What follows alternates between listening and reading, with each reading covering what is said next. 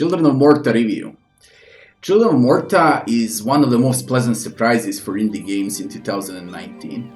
Hack&Slash RPG, Rogue-Lite, single-player or co-op dungeon crawler. That's what Children of Morta is. I had brutal fun with the game, so let's go straight to sections and rate the game properly. The first section is the story. Story is simple yet beautifully presented by perfect narration. Save the world from corruption, it's cliché, but with huge addition of one very important thing. Family. Family is the treasure that this game provides, a full struggle of Bergsons family from saving a pup to overcoming the spreading corruption. Strong message of family values in this game, even though it has a cliché story. 9 out of 10 because I really like the Bergsons story and how it was presented to us. Game bugs and optimization. Not a single bug, crash, glitch or a stutter. Loading times are fast too. This game works like a charm and it will probably work on a toaster too, since it's not system demanding at all. 10 out of 10 for this section. Next section is game time. It took me exactly 18 hours to beat the game on 85% achievements completed. To get 100% achievements, I guess around 20 to 25 hours is needed. Of course, it depends on the player's skill also. Replay value is 0 though. 6 out of 10 for this section. Why? There is no replay value. I wanted to play more, but the game ended and there is nothing else left for me to do. Huge potential for a DLC here. I would love to see at least 18 hours more of Morta and Bergsons. Game difficulty as the next section. This game has no difficulty options. If I had to rank the game, it would be somewhere between normal and challenging difficulty. It's quite simple. The more you play, succeed in the missions or fail and die, the stronger the Bergsons family is, and the maps become easier over time. There are no penalties for failing, so difficulty is more user-friendly for mainstream audience than for hardcore players.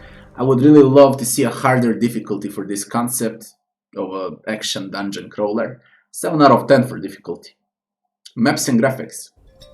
3 main maps with 3 regions per map. That's it. Caves, deserts and some more caves are covered only. Map variety is a bit lacking here. I love the UI and minimap during the gameplay. It's really crystal clear and you'll never get lost. Main hub is also done well. Graphics are just gorgeous for pixel graphics. In short, this is a beautiful game that lacks variety. 7 out of 10 for this section. Next section is gameplay. The most important section. How much fun is this game? It's fun. It's very fun. Non-stop upgrades, story and action. It's never boring. You always go for just one more run. It makes you wanting for more, which is great. So what do you do in this game? You start from the main hub, listen to never boring narration and story, upgrade Bergsons, and descend into dungeon. While in the dungeon, you'll fight against tons of mobs from isometric perspective, solve puzzles, level up, kill bosses. Gameplay, in short, is fluent, fast, responsive, works perfectly well on mouse and keyboard or on a gamepad, and it's addicting as a drug. I believe that this game is even better in co-op than when you go in alone. 10 out of 10 for gameplay section. NPCs and enemies. Bergsons and narrator are the NPCs in the game. Bergsons are one of the kind family and every member is interesting and important for the story. You'll get to care about all family members and once you're done with the game, you'll remember Bergsons for the rest of their lives. You'll just get to care because narrator brings all of that to you. That's the most important thing in games. How fast you forget characters or how long you'll remember them. That's how you measure strong story and immersion through NPCs. You'll never forget Bergsons when you're done with the gem. Enemies on the other hand, along with bosses, they're forgettable.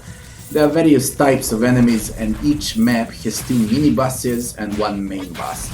Ending boss is a story-like boss and I found the last boss quite disappointing. Design of NPCs and enemies is great on the other hand. 8 out of 10 for NPCs and enemies. Leveling and itemization. 6 family members, all with unique skills.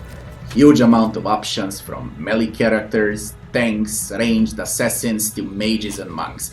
Every family member is unique and it requires different approach during dungeon runs.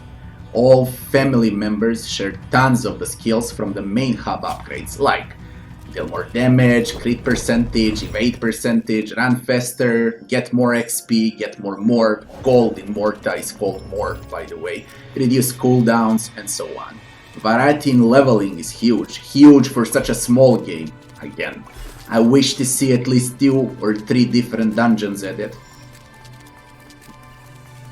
Itemization is also present, but only through trinkets, consumables and artifacts. Those items provide different stats and buffs during dungeon runs, and they only count for one dungeon run. You always start fresh when you trigger a new run. Items, artifacts, trinkets, call them however you like, divine powers. They'll provide you with shields, flying orbs, damage over time with poison, fire, lightning, evade chance, or active items like totems that slow enemies, buff your damage and armor, and so on.